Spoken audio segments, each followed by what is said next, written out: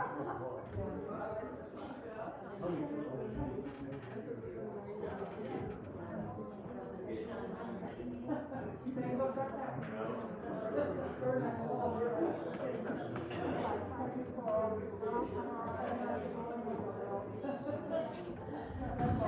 good morning.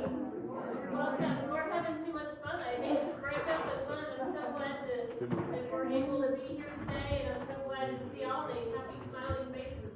You know, it's so nice to finally get back together again, and we just enjoy it so much we don't want to stop talking. So that's really good. We like that. So welcome to the house of God today. We appreciate each and every one of you here. We are so glad you're here. Not too many announcements. Just keep looking for stuff on Facebook, and we are going Facebook Live today and throughout. So when you get home, you can even go back and look and see the service that we were in today on Facebook Live. So that's nice that you can go back and do that. As far as announcements go, we're Wednesday evening Bible study. It says Acts 8 in the bulletin. It's going to be Acts 9. So, but we really appreciate the faithfulness of everybody that is on Wednesday nights, and let us know you're there. So we appreciate you being faithful to pay attention and watch what we're doing. So, anyways, our call to worship is today in the bulletin. It says, later, Levi invited Jesus and his disciples to his home as dinner guests, along with many tax collectors and other disreputable sinners. There were many people of this kind among Jesus' followers. 16. But when the teachers of religious law, who were Pharisees, saw him eating with tax collectors and other sinners, they asked his disciples, "Why does he eat with such scum?" When Jesus heard this, he told them, "Healthy people don't need a doctor. Sick people do. I have come to call not those who think they are righteous, but those who know they are sinners." That's out of Mark 2:15 to 17. Let's pray. Dear Lord, thank you so much for today. Thank you for bringing each and every one here today. Thank you for the beautiful weather outside, Lord. I pray that you will just give us a good day in the Lord today, and be with us as we go through the service. And just help us, Lord, as we just open our hearts and just worship with you. Amen. Amen. Thank you, Teresa. You know, it's only by being a child of God that, we're not all disreputable sinners, right? As that scripture talked about. But oh, to be a disreputable sinner and sitting with Jesus at the table and learning from him and feeling his love. So we are God's children, and I hope we know that today. Romans 8, the Spirit himself testifies our spirit that we are God's children. So let's stand as we sing A Child of God. It's number 567. If you want to read your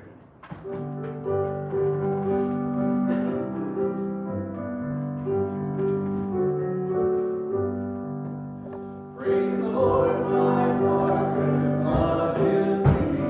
I am a child of God, and his golden light over me is streaming. I am a child of God. I am a child of God. I am a child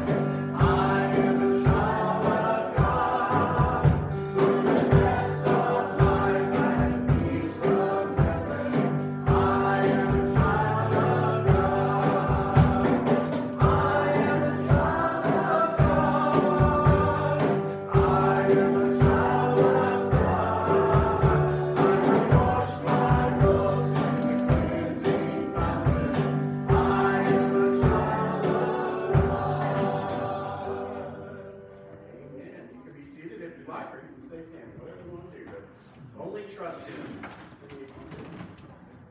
All we got sometimes is our faith in the Lord and our trust in His provision.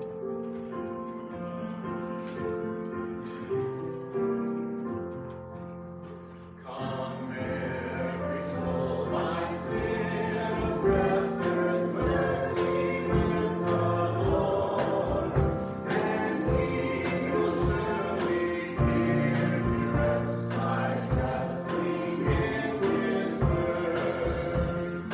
Only trust Him, only trust Him, only trust Him now. He will save you, He will save you, He will save you now. For Jesus shed His precious blood, with blessings to bestow. He offers now the crimson blood to wash us white as snow. Only trust Him, only trust Him, only trust Him now. He will save you, He will save you, He will save you now. Yes, Jesus is the truth, the way that leads you into rest. Believe in Him without delay, and you are fully blessed. Only trust Him, only trust Him, only trust Him now. He will save you, He will save you, He will save you now. Let's do that chorus one more time. Only trust Him, only trust Him, only trust Him now. He will save you, He will save you, He will save you now.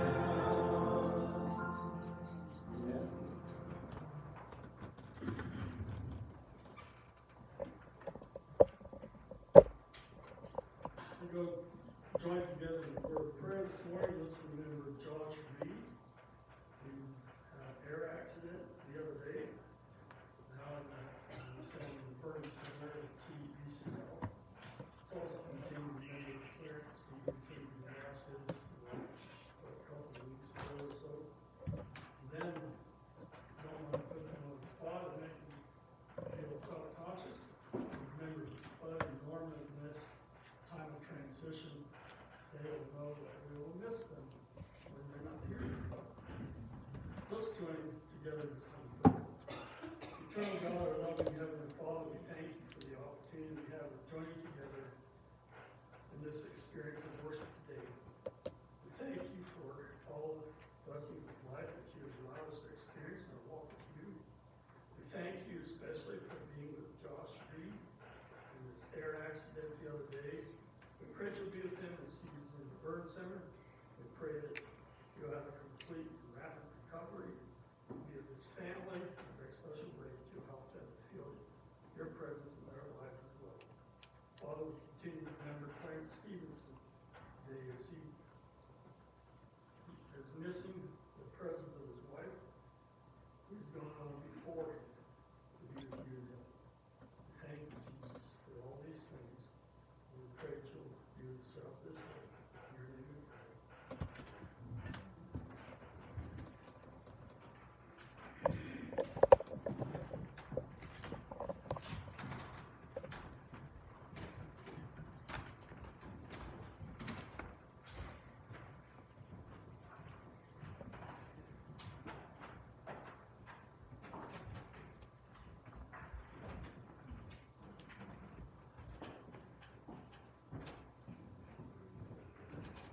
I knew this was going to happen. It's not the first time, and it probably won't be the last.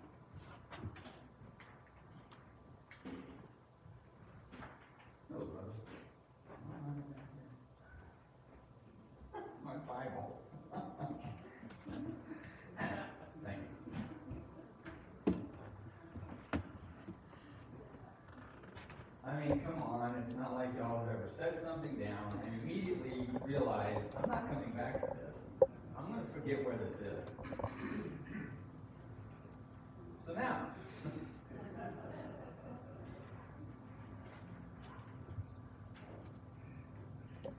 Mark chapter 2.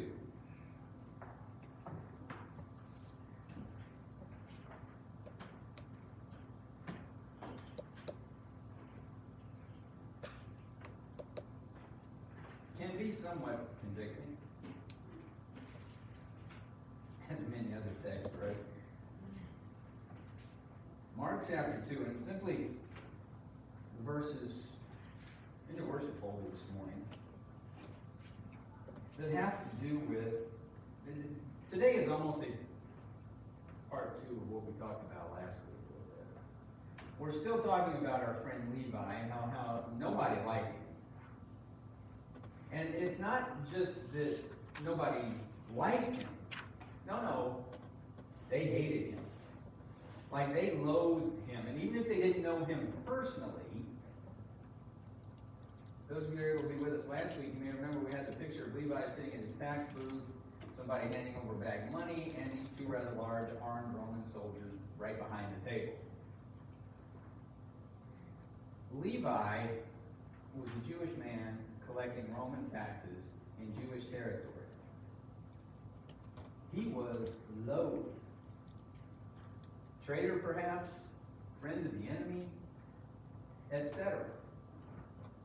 And so we begin today with kind of touching those aspects of the story and how powerful it was that Jesus came along, kind of blew right through all of that, and said, Levi, come follow me. And by not getting into all of the things the reasons that people hated Levi, again, Jesus just kind of blew right through those. Now, one of the convicting things about this section of God's holy text is that you and I don't blow right through those things very easy. That's where we stop. Those are the reasons we don't go on and become or be the Jesus people we need to be, and we sort of stop with those. They're not just labels, they're realities. This is some things that Levi was dealing with in his life, some truths about who he was. We understand reality in people's lives and truth in people's lives. I don't mean biblical truth, but the reality, their reality. That's true for them. It's what they're living in the moment.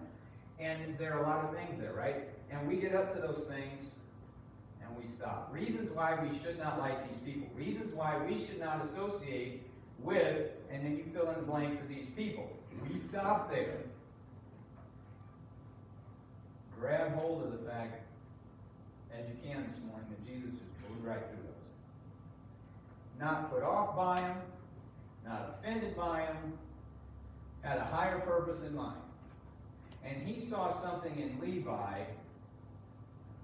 We understand why nobody else could see that, okay? That's another reality. The reality of how his Jewish fellow folks thought about him and what he was doing. That's a reality, too, that they had to deal with. But Jesus just saw through that, right? You and I, for a lot of reasons, some of them quite valid, however, we struggle with going through those reasons to see the person that Jesus died for. So we have this situation with Levi. Follow me and be my disciple, right? So Levi got up and followed him. Probably the best, kindest, most powerful, life-changing thing that had ever happened to our friend Levi. Okay, and sort of as proof for that, we get to verse 15. Later on, wouldn't you like to know what happened in the middle there?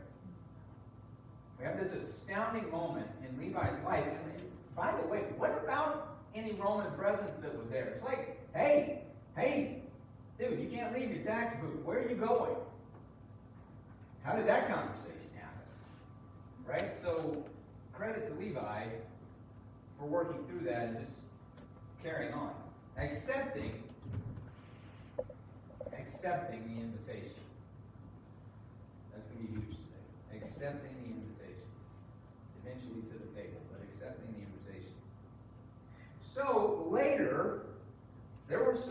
interpretations, as Levi invited Jesus, his disciples, to his home as dinner guests, comma, along with many tax collectors, like Levi had friends there, I guess, in that guild, and other disreputable sinners. Church, I'm going to ask you in this moment to get a mental picture, work with it a little bit, get a mental picture of who you would describe as disreputable sinners. Who is that?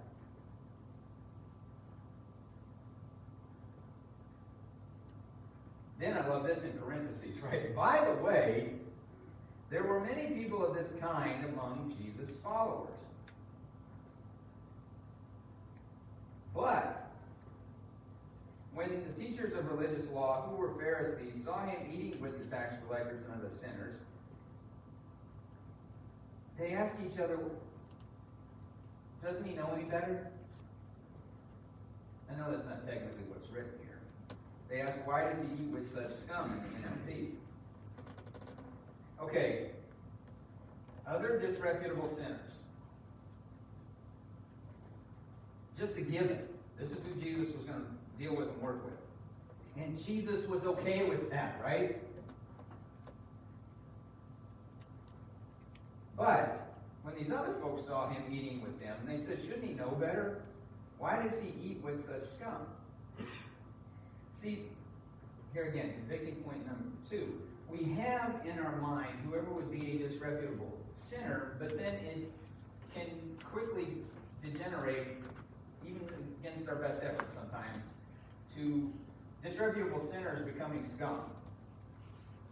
And instead of moving closer to these people, see here, these people, we all have definitions for these people. Instead of moving closer to those outside the kingdom of God, we start to move back. Again, even against our heart, against our wishes. When Jesus heard this, he told them, healthy people don't need a doctor, sick people do. And in the New Living it reads, I have come to call not those who think they are righteous, but those who know they are sinners. And as Jeremy shared with us just a moment ago, oh, to be a disreputable sinner. Wow, y'all think about that for a minute. For some of us, it's been a while since we could actually claim that title, disreputable sinner, in our BC days, in our before Christ days. We were them. They were us. And then along came Jesus into the tax booth of our lives and said, hey, come follow me. There's other people like you who are following me, i.e. other people who are hurt, imperfect, they failed, they've hurt people, they've cheated, lied, stole, whatever. You're in good company. Come and follow me. Now, along the way, Jesus challenged folks to change who they were, and then the behaviors would follow. Right? Oh, to be a disreputable sinner. Could it be possible that those of us, could it be possible that those of us who've been in the Lord for a while have a hard time receiving and hearing and learning and growing because it's been so long since we have known the word disreputable sinner and we needed Jesus to change our lives in that profound and powerful way. Now, when our brother shared that, that's what I thought of immediately in my life, so I just asked us the question. Oh, to be a disreputable sinner. Not to be stuck in the sin. No, obviously, right? Not to be stuck in the muck and the mire and the life-damaging, life-ruining, even if it doesn't involve some of the top 5 list or a Letterman-like top 10 list of vices in the world, but just being outside of a relationship with Jesus. No, right? That's not what we're talking about. It's just, do our hearts and our ears need to open up again a little bit to receive from Him? So, Isaiah 25:6. I'm going to shift gears here just a second and come back to our friend Levi and the gathering at his home. Isaiah 25:6 reads, "In Jerusalem the Lord of heaven's armies will spread a wonderful feast for all the people of the world. It will be a delicious banquet with clear, well-aged wine and choice meats." And then in Revelation, right, chapter 19, verses 7 through 9, we are told about the wedding feast of the Lamb. Feast is going to be an important word for us too here going forward. So would you like to go to, last week, remember, we had likened Levi not just collecting taxes, but he was also sitting at a toll booth. And so I came across this question about this section of text earlier in the week. Would you like to go to a party with a lot of traffic wardens? Especially if they're the ones that are writing the tickets, not just arbitrary traffic wardens. How many IRS agents would you like to sit down and have dinner with? There we go. All right. Jesus should know better, right? These were not the kind of people one hung around with. They were to be shunned so they would repent. Maybe. But in the first century world, and unfortunately still today, once you were labeled an outcast in any sort of way, you were an outcast. And the church, if you will, just moved right on down the road. So, Mark here is continuing to show how Jesus' early ministry, obviously we're early on in his 3 years of ministry. But right off the bat, Jesus' early ministry aroused opposition in 4 levels: social, cultural, political, and religious. And he addressed, like all of them, in this one section of text by being among disreputable sinners. So, just moving through those right quick here: social, cultural, political, and religious. Social, in the sense of being quite relational. Quite relational with disreputable sinners. Again, fill in the blank.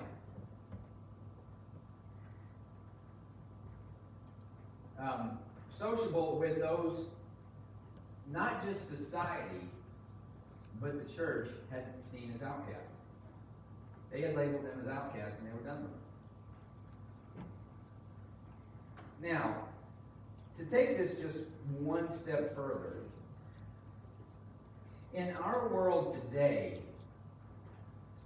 I just simply wrote, think transgender people.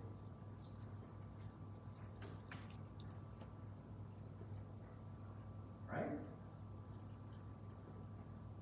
Outcast lives. Think transgender folks, perhaps. They'd have been in this parentheses here. There were many people of this kind. But anybody outside of a relationship with God, or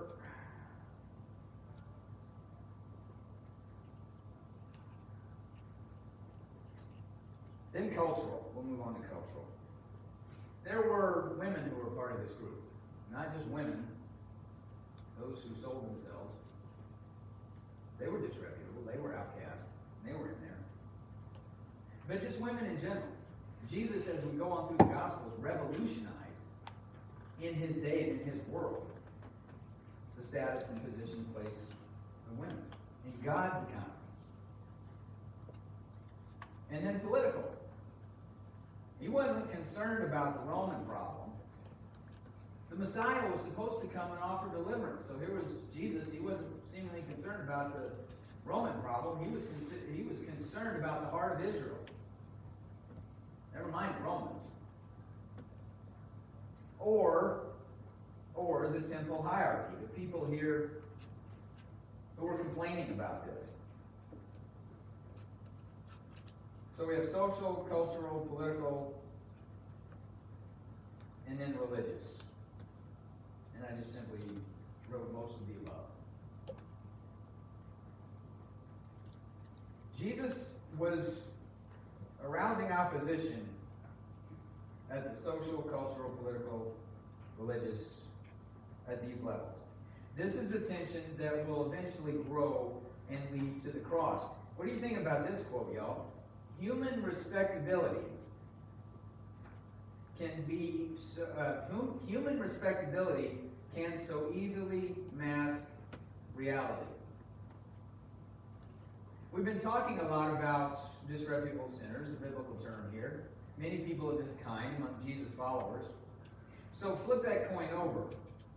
If you present yourself, for whatever reason, and however defined, as a respectable human, that can sure mask the reality of what's going on in your world, can't it? Sure it can. Yours, mine, people outside the kingdom of God. Reality is that we're all humanity, spiritually ill. Some translations here read, who think they are well, and some read, those who are well. In either case, though, I think Jesus is making the point that the church wasn't connecting with those who need healing through a relationship with Him. They were actually a hindrance. People could argue it is the same today. You know, I have confessed to my discovery of Twitter. I haven't been on recently. Man can only stand so much of that. But we're a hindrance in the world today. We are. We're a hindrance. People see us that way. I don't know that we are in reality, but we're working here right now for the moment, church, with the perception of the church of Jesus kind of just getting in the way of people living lives these days. That's not who we want to be, right? That's not who we're trying to be. But some of the voices out there, I'm like, y'all. We're not, and please understand, I'm just picking on us, right? But the church has kind of found itself today maybe getting in the way of folks coming to Jesus and therefore to the table. We're starting the conversation perhaps with a you should know better. When maybe in reality, they're not at a place to know better, right? I know that we don't look at each other in this way, that if you were Levi, and you had a gathering this afternoon with folks from the down and out, folks from outside the kingdom of God, those on drugs, those with sexual orientation issues, etc. We would applaud you having that dinner at your house. And we might struggle with being thankful that it wasn't us. Right? Like, I'm proud you're doing it.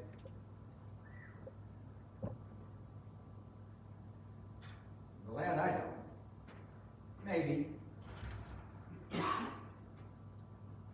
There was absolutely nothing, though. Oh, wait a minute.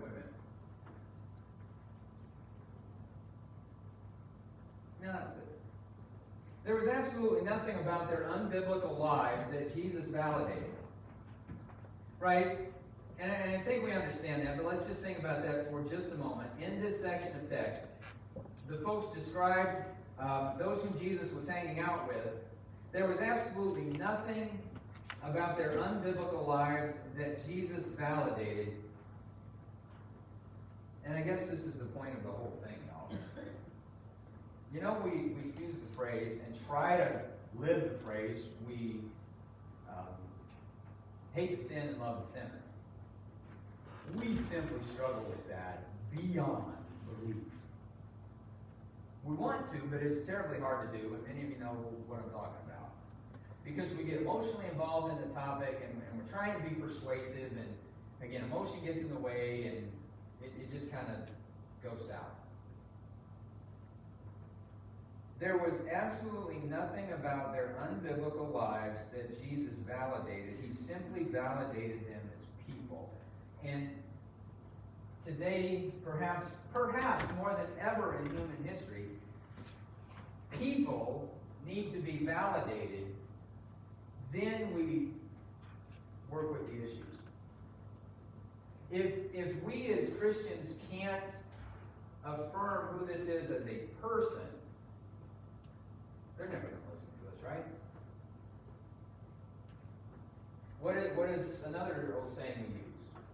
People don't care how much you know until, come on, y'all know it. They know how much you care. We like to share, I'll think of it in a minute. Well-known thinker in the church, obviously his name is escaping me right now, but several years ago made the statement that people know what we're against. People know what we're against more than they know what we're for. And people have to know, church. People have to know that we're for them.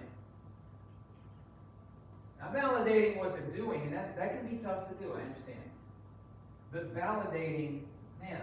The reason these people flocked to Jesus, just like Levi, Jesus blew it right through all of the barriers that could keep him as the Son of God from going near all of that rabble and that mess. He valued that soul. And then he worked backwards from there. And I think sometimes we can struggle with that. I've struggled with that. I've struggled with that. He simply validated them as people. And then I'll just ask the general question, why do you suppose, for you to ponder and work with, why do you suppose maybe we struggle with that today? So, a couple more questions. This first one, I've had people, had a long-running conversation with Christians that this is difficult.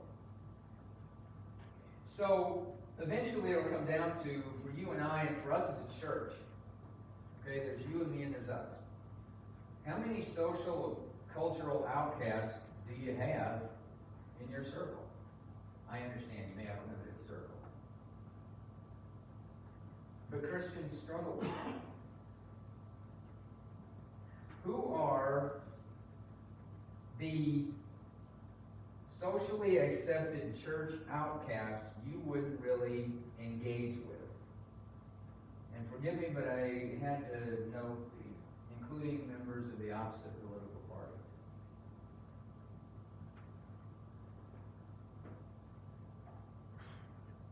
You and I, in family groups, kind of wish I'd thought to put like a regular dining table right here, but as you were growing up, or maybe this afternoon at lunch, how many of you know there will be at least one minor scrap at the dinner table? I got an amen there. It happens, right? It happens. It's the same at the Lord's table, and here's what I mean. We make a good bunch. Look around. We make a good bunch. But we would have perhaps very different working definitions of outcast. What does that mean? Disreputable sinner. What does that mean? I can't work with the labels to get through them as Jesus did to Levi. You know, we talk about that and how we deal with groups that are outside the kingdom of God, and there's any number of things.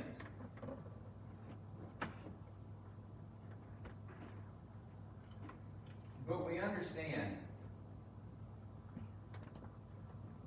that when the meal is over, we leave the table as family.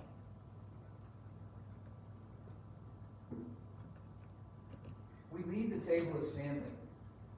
There are many of us in this room that come from a lot of different backgrounds. We leave the table as family. We talk about things that we may have differing thoughts on, and we try to learn from one another. So those are just some thoughts on the beauty of us, specific to our group, coming to the table of the Lord. We have all these differences, but we're family in Jesus. Right? We're family in Jesus. So, hopefully this has made sense with the family working with those outside the family. The family engaging with those outside the family. The family willing to take risk, relationship risks with those outside the family, to value them as people. And then we simply celebrate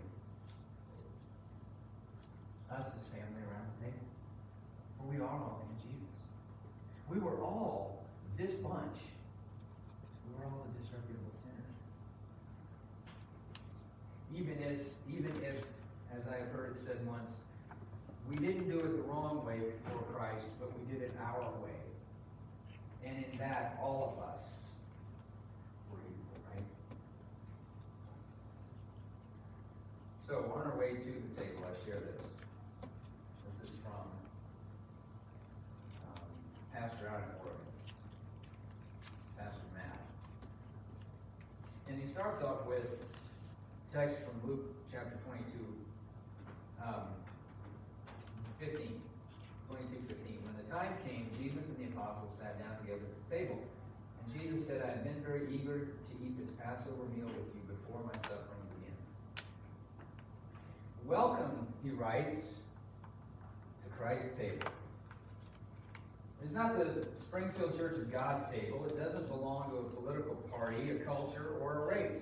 You cannot gain entry to this table through your allegiance to a denomination, a social movement, a conviction about the pandemic, or by possessing superior knowledge of any kind. No, you are here by invitation only. You are welcome to the table because Jesus invited you and you said yes. He looked into your darkest secrets, your most shameful moments, your most belligerent thoughts, your most broken dreams, your most painful memories. And against all odds, he said, I eagerly want to live with you. Come and eat at my table. At this table, Jesus sets before you a cup and a loaf. He asks you to remember what he dies for. He asks you to envision his pierced hands, his love cascading down his skin in red streams. He asks you to reflect on his body, crumpled, hanging by nails, a lifeless protrusion on the Judean horizon. He asks you to remember that this image of his sacrifice is an offer to centurions and Pharisees, prostitutes and tax collectors, Jews, Gentiles, and disreputable sinners. He asks you to remember his words, both for you and your enemies. Father, forgive them, for they don't know what they do. And also from Luke chapter 22. Then he took a loaf of bread, and when he had given thanks, he broke it and gave it to them, saying, This is my body, which was given for you. Do this in remembrance of me. And he did the same with the cup after supper, saying, This cup that is poured out for you is the new covenant in my blood. And then he bids us to walk away from the table, filled with the compassion that drove him to the cross. He invites us to live as representatives of his feast, as emissaries bearing blood-sealed invitations. He asks us to bear the message to our friends and enemies that he eagerly desires to forgive, redeem, and welcome them to his table.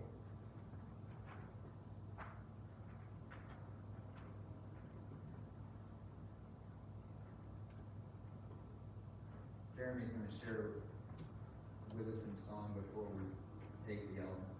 Come share the Lord. Y'all come share the Lord today. And in so doing, today, may we truly, as our friend has written a wonderful piece there, may we truly leave this table, perhaps if necessary, with a newfound compassion for the tax collectors and sinners.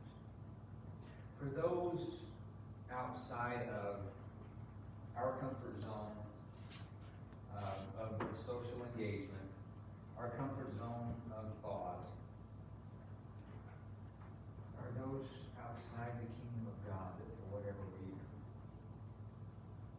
we just have too many barriers to try to even think about being friendly with that person. And then finally, as Jeremy sings, perhaps be thoughtful if there is a situation in your life that needs taken care of internally, something I may have no idea about, or if there is something that needs to be worked with in your life, maybe relationally within the family. There's been a dispute around the table that needs to be settled. Even if that's the case, the person is not here. Maybe the Lord is asking you to work with that as we take together today. Come share the Lord.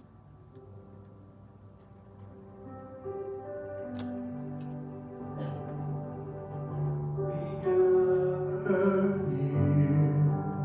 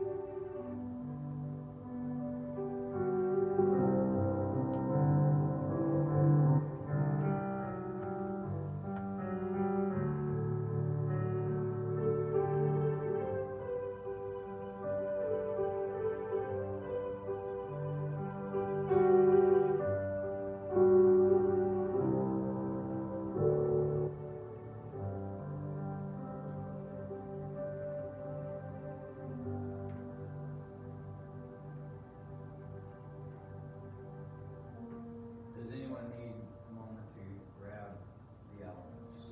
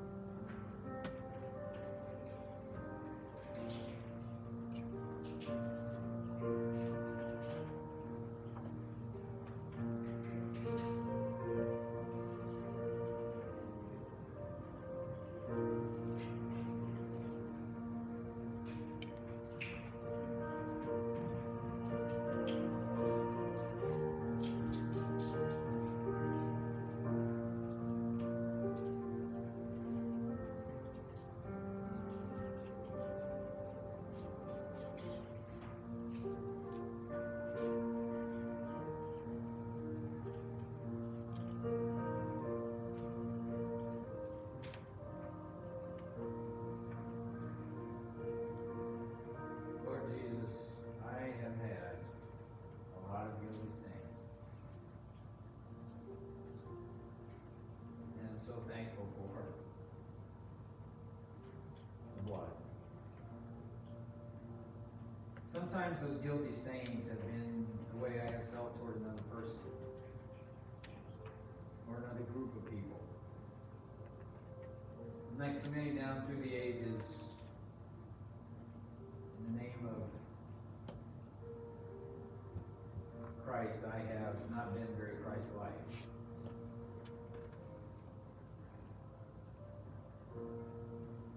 Forgive me, Lord. Forgive us, Lord. We come to the table today as family to share in the remembrance of your forgiveness. In the remembrance of how you lived your life, and who you lived it with, and why you did it that way. Jesus, we have struggled to get along with ourselves, our family, friends and co-workers, even the person in the store with multicolored hair, all sorts of other things going on. Jesus, forgive us getting in our own way sometimes.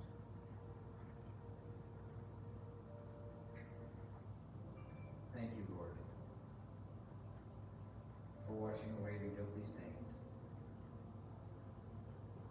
that keep me, things within my heart, keep me from engaging with folks like I should. For you did not care to engage with me. Oh, Jesus. We thank you so much. We do this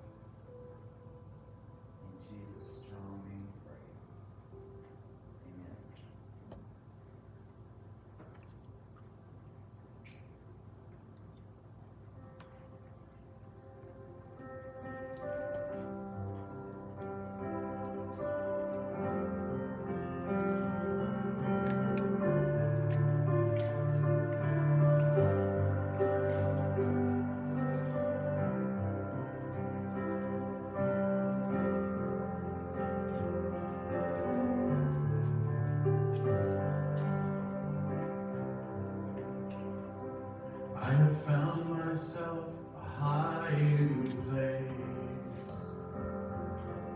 I have found myself a secret space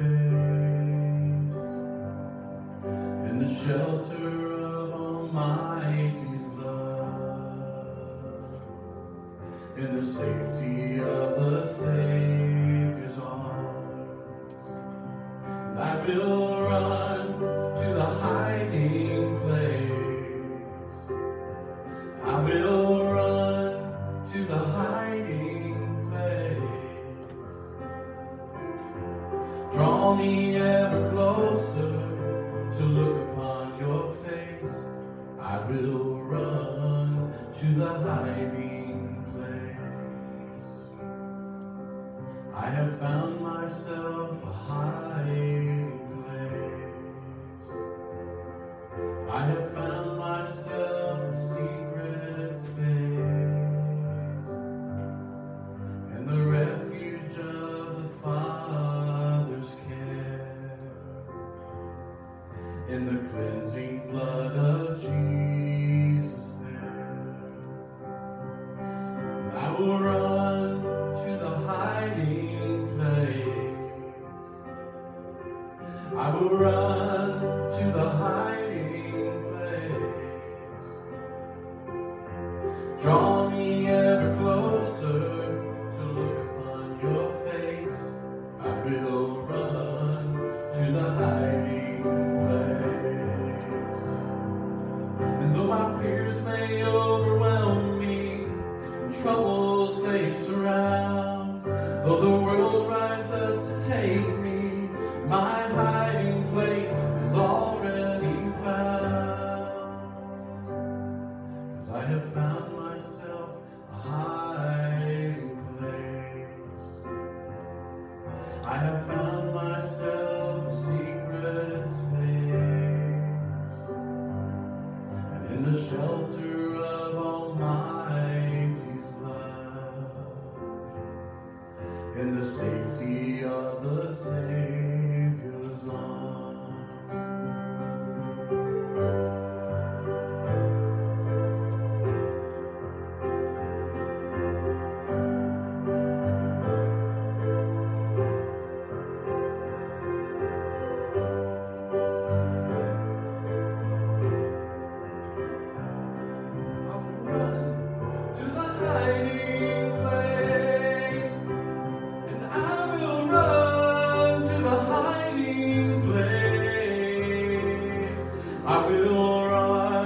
To the hiding place. Just draw me ever closer to look upon your face. I will run to the hiding place. Draw me ever closer to look upon your face. I will run to the hiding place.